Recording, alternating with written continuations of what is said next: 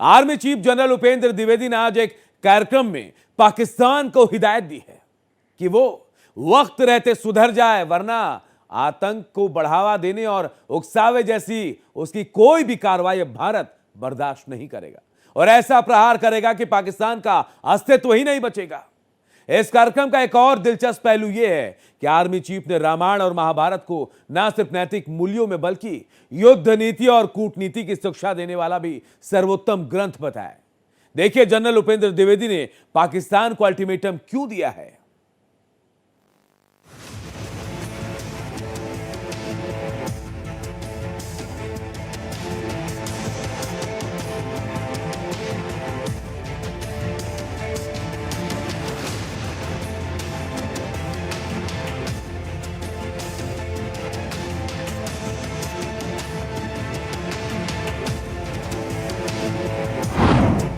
क्या नक्शे से गायब हो जाएगा पाकिस्तान?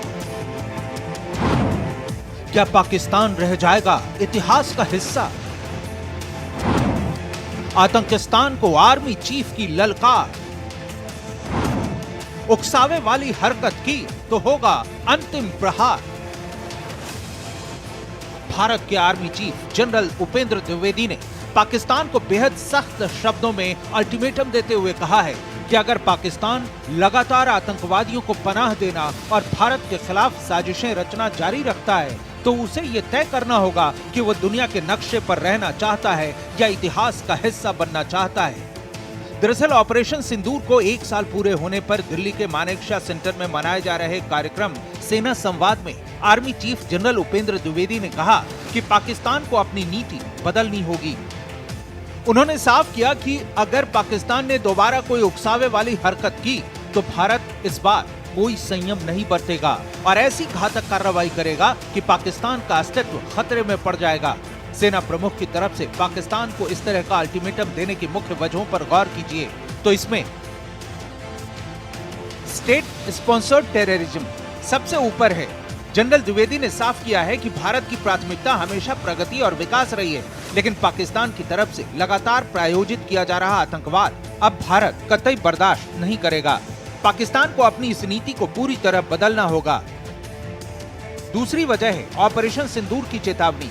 पहलगाम में हुए आतंकी हमले के जवाब में पिछले साल भारत ने पाकिस्तान और पीओके में घुसकर आतंकवादियों के ठिकानों को तबाह करने के लिए ऑपरेशन सिंदूर चलाया था।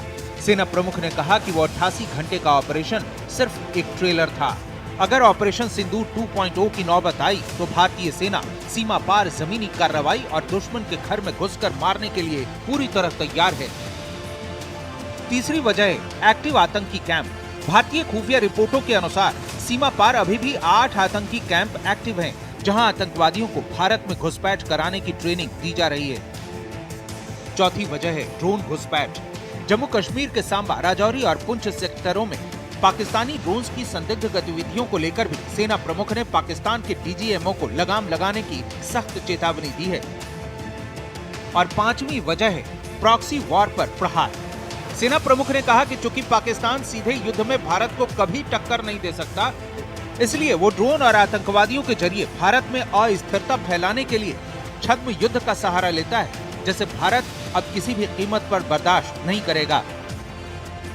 But I think if you have heard me earlier, what I have said that Pakistan, if it continues to harbor terrorists and operate against India, then they have to decide whether they want to be part of the geography or history or not. दरअसल जम्मू कश्मीर के पहलगाम में 22 अप्रैल 2025 को हुए विभत्स आतंकवादी हमले के जवाब में ही ऑपरेशन सिंदूर चलाया गया था, जिसमें आतंकवादियों ने कश्मीर घूमने आए पर्यटकों की पहचान और धर्म पूछकर उनके परिवारों के सामने 26 लोगों की बेरहमी से हत्या कर दी थी।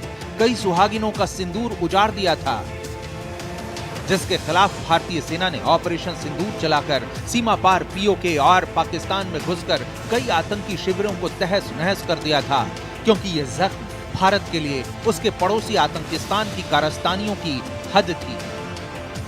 लेकिन पाकिस्तान सुधरा नहीं। उसकी नापाक हरकतें लगातार इस तरह जारी हैं जैसे उसे मौके की तलाश हो। लेकिन भारतीय सेना कमर कस चुकी है। तभी आर्मी चीफ ने सेना संवाद कार्यक्रम में भारतीय सैनिकों का मनोबल बढ़ाते हुए कहा कि भारत भविष्य की किसी भी चुनौती और सैन्य संघर्ष के लिए पूरी तरह तैयार है। आर्मी चीफ ने तकनीकी आधुनिकीकरण की बात करते हुए आने वाले वर्षों को नेटवर्किंग और डेटा सेंट्रिसिटी पर केंद्रित बताया है। हालांकि भविष्य के लिए उन्होंने युवाओं को मानसिक स्वास्थ्य और फिटनेस पर ध्यान देने की सलाह दी है। जनरल उपेंद्र द्विवेदी ने इस सलाह के साथ रामायण और महाभारत जैसे भारत के प्राचीन ग्रंथों के महत्व की भी चर्चा की। ये हर भारतीय को सुनना चाहिए कि किस तरह आर्मी चीफ ने इन ग्रंथों के नैतिक मूल्य और रणनीतिक सोच को सर्वोत्तम माना है। Your upbringing at the childhood makes a major difference. And the environment in the house of your parents, brothers, your cousins, uncles, all this makes a major difference. So in my case also, if I can say that the two famous epics, that is Mahabharata and Ramayana, were something which were always discussed in the house. And it so happened that the World War II stories, 62 war, 65 war, all those also got discussed.